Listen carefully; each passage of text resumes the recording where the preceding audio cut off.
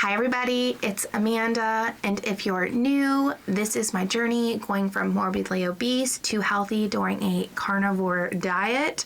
Please don't forget to like, comment, subscribe. I love hearing from you guys, and the more we can reach, the more people we can help and share this journey with and encourage to be healthier, even if they don't want to do carnivore or they want to do something else. In this video, I want to talk about what I'm doing to get back centered on my weight loss journey on carnivore, help with my mental health, and how to deal with when these upsets happen. So what we're doing is Scott and I are doing triple B&E, which is eating beef, bacon, eggs, butter. I did that completely backwards. We will be having coffee, a cup of coffee with butter in it, no cream on this. That's my one concession I'm not going to give up. Yeah, we've gotten back to walking. I had been walking at least 2 to 3 miles every day. Then with Rosie's passing, I just struggled. Now we've been walking about 1 mile a day. Lately, the past couple days, we've walked 3+ miles, and that we're getting back into. It helps immensely for the other 3 dogs and also my mental health. Lastly, Scott and I are now going back to the gym with the walking and all the exercise. We are taking our LMNT Electrolyte mix again. It's great because it has 1,000 milligrams of sodium, 200 milligrams of potassium, and 60 milligrams of magnesium. It helps immensely with headaches, muscle cramps, fatigue, sleepiness, and all the low electrolyte withdrawals. Plus, because we are now technically starting back over with carnivore, going through the carb withdrawals.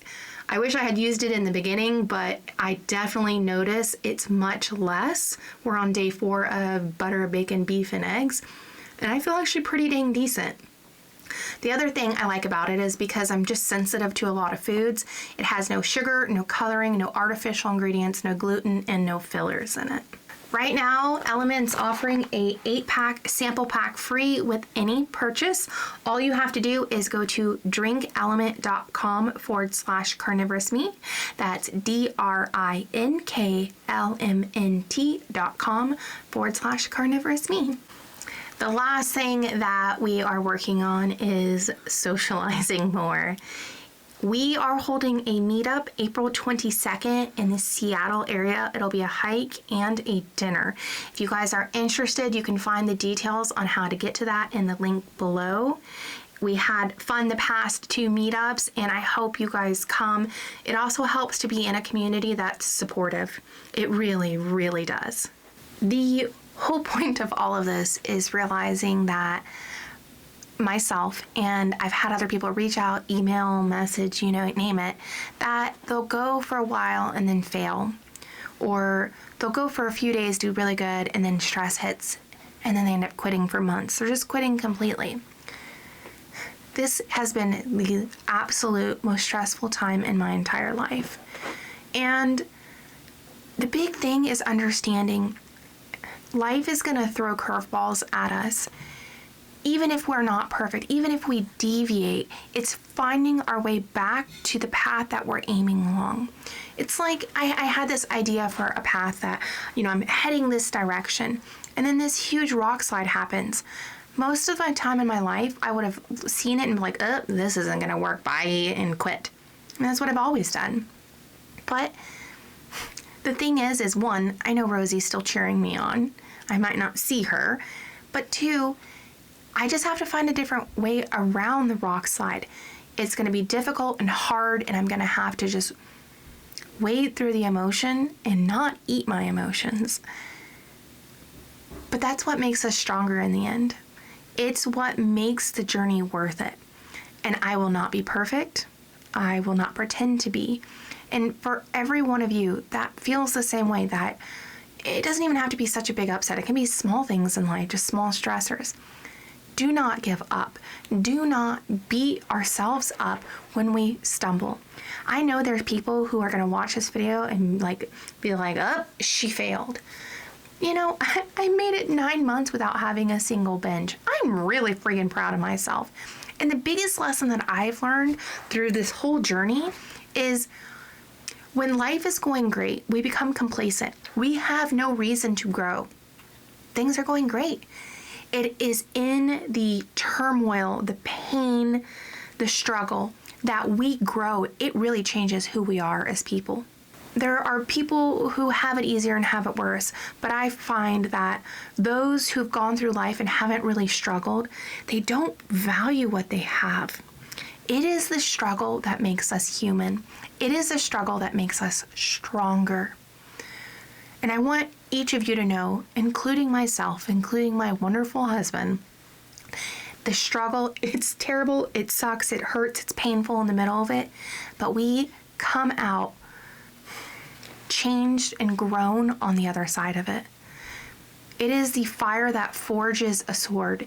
It's the heat that creates a diamond. You know, diamonds start off as coal, which is literally valueless to most people.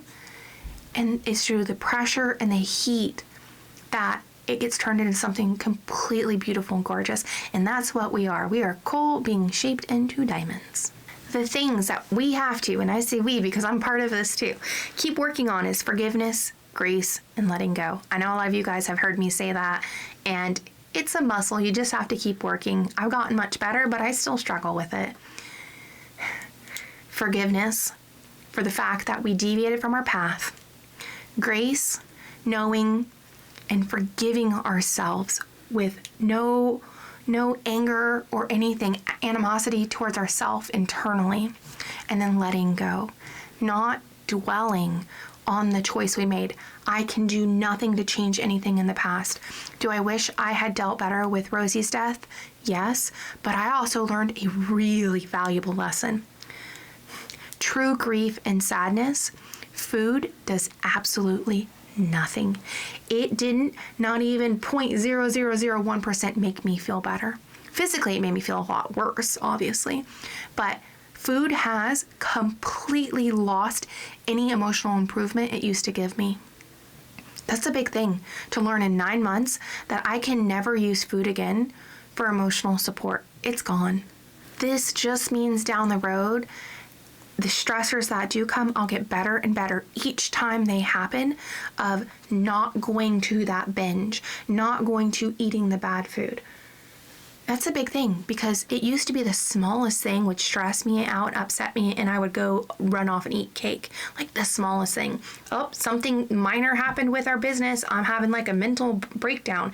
And now I'm just like, we'll deal with it. And it took my favorite dog dying to trigger it, which I'm extremely proud.